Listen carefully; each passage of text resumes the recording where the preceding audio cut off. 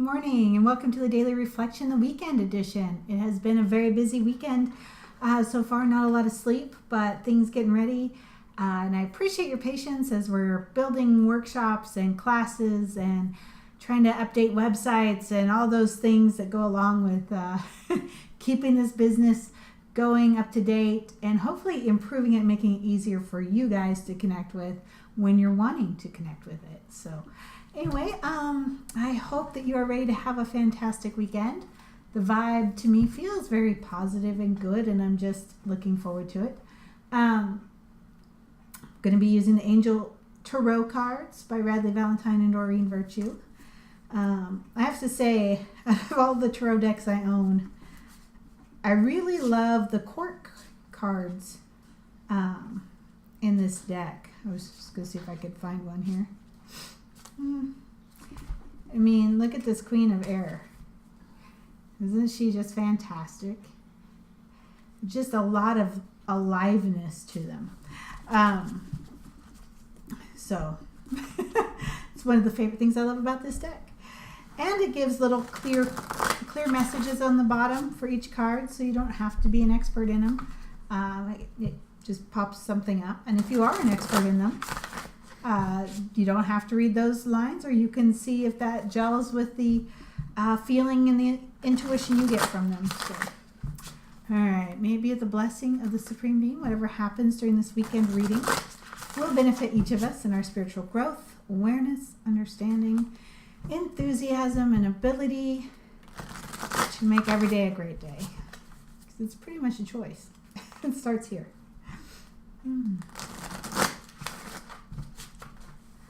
All right.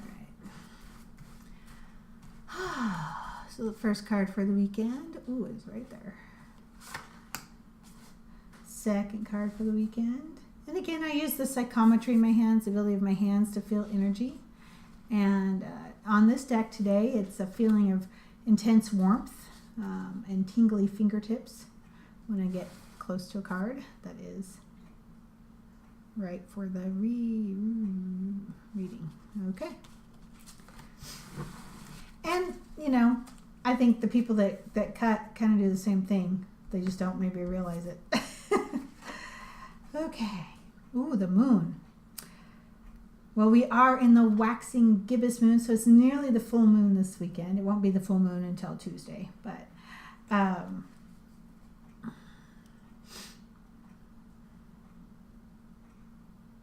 really what I'm seeing with this is the importance when you are looking at things intuitively, clairvoyantly, or asking for guidance.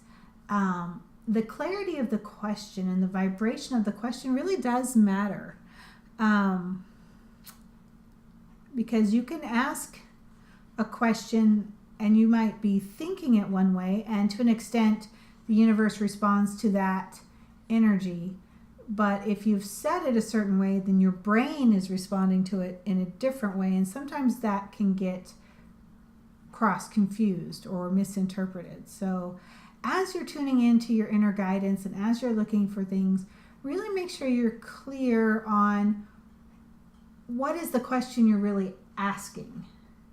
Because the answer will match the vibration of the question you are asking. And it may not be what you really want to know or what you were really thinking you were asking. So do tune into your inner guidance, but be aware of the vibration of the question.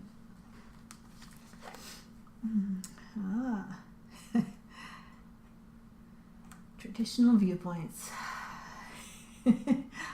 I love this card because it looks like there's a bunch of fairies flying around. And I know from reading Radleigh's stuff that the color of the fairies are very important to him. They correspond to the chakras and different things. So in this card, what I'm seeing is that this is actually about noticing and recognizing where you have traditional thought patterns, beliefs, habits residing in a certain chakra area or a certain chakra talent. So if you were drawn to the red glob on this, for example, then you have a certain habit or block that has to do with your base chakra, or how you relate with your tribe, whether that's family or friends, but the community that makes you feel safe and belong. You may have an outdated place in it. You may have the need to expand your tribe, or maybe it's time for a new one, or it could have other things to do with that. And if you likewise, if you notice the green one, it has to do with the heart chakra opening and being aware of your connection to all of humanity and things like that, and maybe noticing the blocks of what keeps you from wanting to connect to humanity and to others, what makes you want to stay in seclusion. And if it's a fear of things going on out in the world, or if it's anger and anxiety about it, then realize that that's really actually an anger and an anxiety that's within you, that those situations are just reflecting at you. And that's your opportunity to really work with those. Not to go into self-judgment, but to be like, there's something going on here I don't like, and I need to explore it. And you can do that with the help of a facilitator, someone like myself, or a counselor, or just a friend. Or you can do that on your own through journaling and just noticing and going within and being like, what comes up? What's underneath that fear? That fear of what's going on out there in Korea or New York or Mexico that really has nothing to do with this, but it's reflecting a fear I have. What is that? And how do I dig under it to release it? So these are both major arcana cards, so kind of some opportunity for big shifts. And the Eight of Air. And this card in traditional tarot would show a person blindfolded and hand-tied and surrounded by swords. And it's really just where you are trapped by things you can't see. And usually in traditional tarot, the swords did deal a lot with fears. Fears of war, fears of invasion, fears of losing control, and just mental anxiety.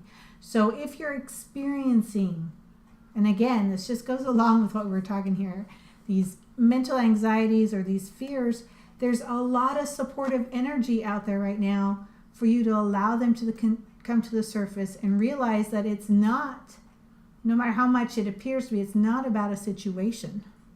It's not about a circumstance. It's about an energy that you have hidden or reacted to, processed to, that you've developed a habit of how you react, that you are ready to release or heal or transmute. So be with yourself through this weekend. Be with yourself through this process. Notice what arises. And just because these are big cards doesn't mean it's going to arise in a way that feels like a healing crisis. It could just be a sudden awareness of something of like, wow, that's why I do that. Or wow, that's what I'm afraid of. And then when you have that wow moment, it's just an opportunity to work with it gently, to be aware of it. When you have awareness of it, it loosens the bonds and the pathways that are existing in your mind and in your aura and in your energy field that keep it running. And then you can change it, release it, both. But being, the first step is awareness. Second step is choosing something different. So I know the example that's popping up for me was when I was about a junior in high school. I really noticed that I talked mean to myself about not being pretty enough, not being good enough, not being likable. And fortunately, at the time, my dad was listening to some Deepak Chopra tapes, and he was talking about noticing those thoughts and saying stop, and then erase, and new thought. And so it became kind of a game to notice those thoughts and say stop, erase, and then have the new thought. So anyway, I hope that those little clues help you, and I hope you can just sit with yourself and gently allow the things that you're afraid of to arise as a fear that you can notice without falling into. So take care, be blessed, enjoy your weekend. And believe it or not, that kind of process can be a game, and it can be fun. It can be something where you just notice, wow, there it went again. Stop, erase, new thought. It doesn't have to be traumatic to work through those kinds of things. It can be. And if it certainly feels traumatic, that's when you want a facilitator. That's when you want somebody in your corner holding space for you, sending compassion your way, lots of understanding, and that tribal support in that way. So take care, be blessed, have a great weekend, and we will see you on Monday for the next Daily Reflection.